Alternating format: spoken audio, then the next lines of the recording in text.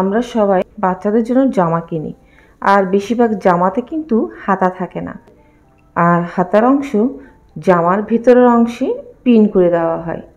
ইচ্ছে হলে কেউ সেলাই করলো, আর ইচ্ছে হলে কেউ সেলাই করলো না। আসসালামু আলাইকুম। সুই সুতার আজকের পর্বে আজকে আপনাদেরকে করে দেখাবো রেডিমেড জামাতে হাতা লাগানো। এই হাতাগুলো সব সময় দেখবেন টপসের ভিতরের অংশে আটকানো থাকে। অনেকেই এই আটকানো হাতাটা না লাগিয়েই বাচ্চাকে টপস পরিয়ে ফেলেন, আর অনেকে যারা বুঝতে পারেন ভিতরে দুটি হাতা দেওয়া আছে সেগুলো লাগিয়ে নেন। যাদের কাছে এই হাতা লাগানোটা একটু অসুবিধা, আজকের ভিডিওটা তাদের জন্য। খুব সহজেই কিন্তু এই টপসে হাতাগুলো লাগিয়ে নেওয়া যায়। তাহলে চলুন ভিডিওটা শুরু করছি। প্রথমে আমি জামার ভিতরের অংশ থেকে দুটি হাতা নিয়ে নিয়েছি। এবার ঠিক দুপাশে এভাবে রেখে সেলাই করতে হবে, তাই জামার দুপাশে বগলের অংশ আমি একটু করে খুলে নিচ্ছি, এতে করে হাতাগুলো লাগাতে সুবিধা হবে।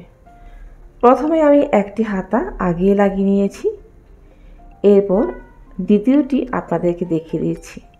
দেখুন, ঠিক এভাবে মাঝখানটা বরাবর রাখতে হবে। মাঝখান থেকে সেলাইটা শুরু করবেন, অর্থাৎ আমি বলতে চাইছি কাঁধের মাঝখান থেকে সেলাইটা শুরু হবে, আর হাতের যে অংশ কাঁধের মাঝখানে থাকে সেখানে একটি ছোট্ট দাগ বা কাঁচির সাহায্যে কেটে একটি চিহ্ন দিয়ে রাখবেন। এরপরে দুটি মাঝখানে বরাবর এভাবে ধরবেন, ভিতরের অংশে ধরে একটি চাপ সেলাই দিতে হবে। ব্যাস, একদম সোজা। আমি মাঝখান থেকে সেলাইটা শুরু করছি, এতে করে সেলাইয়ের শেষ অংশে যখন বগলের অংশে চলে আসবে হাতাতে কিছু বাড়তি কাপড় রয়ে যায়, তো ওই বাড়তি কাপড়টা বুঝে শুনে কেটে ফেলে দিতে হবে।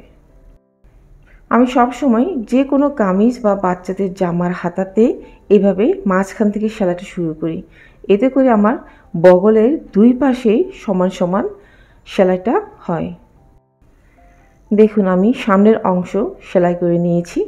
হাতার অংশটা জামার কাঁধের অংশে আস্তে করে রেখে দিয়ে একটি চাপ সেলাই দিয়ে দিচ্ছি। এইভাবে করে আমি পেছনের অংশটাও সেলাই করে নিয়েছি।